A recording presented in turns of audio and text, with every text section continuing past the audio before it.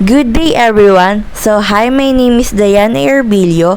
So for today's video, we will gonna talk about physical self, sexual self, material self, political self, spiritual self, and digital self. So first is physical self. So yung physical self is yung panlabas sa pang-anyo natin. So sa akin, first is chubby ako. Ever since high school pa lang ako, mataba na talaga ako. Then, second is I have a long hair. Pinapahaba ko siya ngayon para mas lalo pang mag-long hair.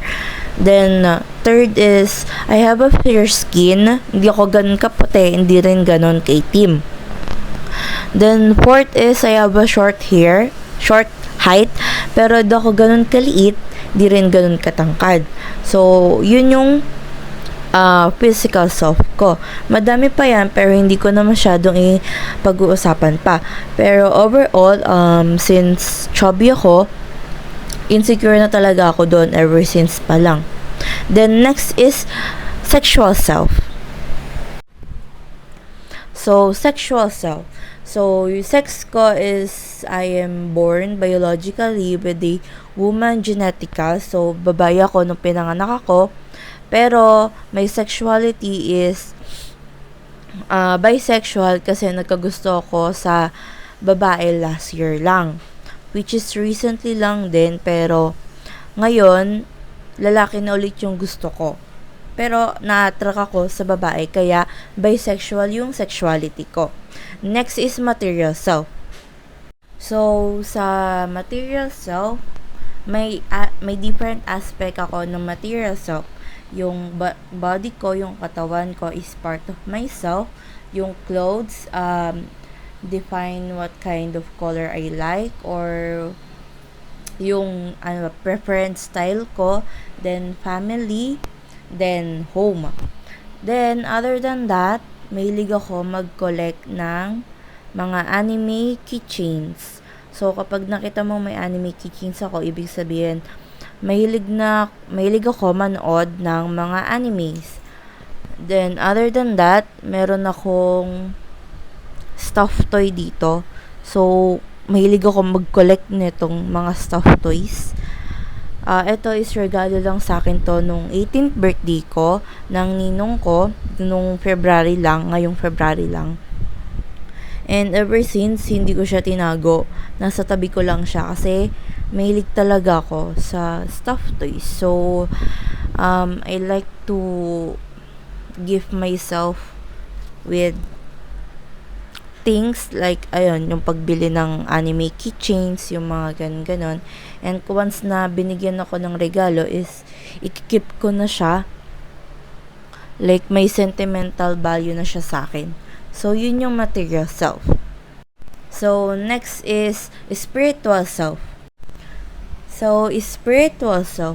First is yung religion ko. My parents are Catholic. So, Catholic rin ako. Hindi ako ganun nagsisimba, pero may faith ako kay God. Then, yung spiritual self ko naman is hinahanap ko pa rin yung pinaka-meaning ng buhay ko. Pero, ngayon, ang pinaka-purpose ng buhay ko is mag-aral, makapagtapos ng pag-aaral, makapaghanap ng trabaho, and mabigyan ng magandang buhay yung pamilya ko. Yun yung spiritual self ko. Next is political self. So, political self. So, yung political self ko is yung knowledge ko about the economy, the government, and the overall situation ng buong bansa.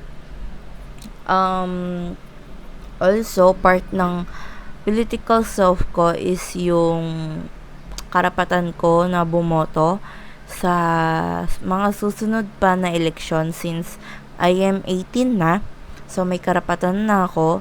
And kapag may election na about president or mga iba't ibang officials, positions, is kailangan ko malaman yung mga credentials nila, if karapat dapat ba sila dun sa posisyon na yon. Kasi may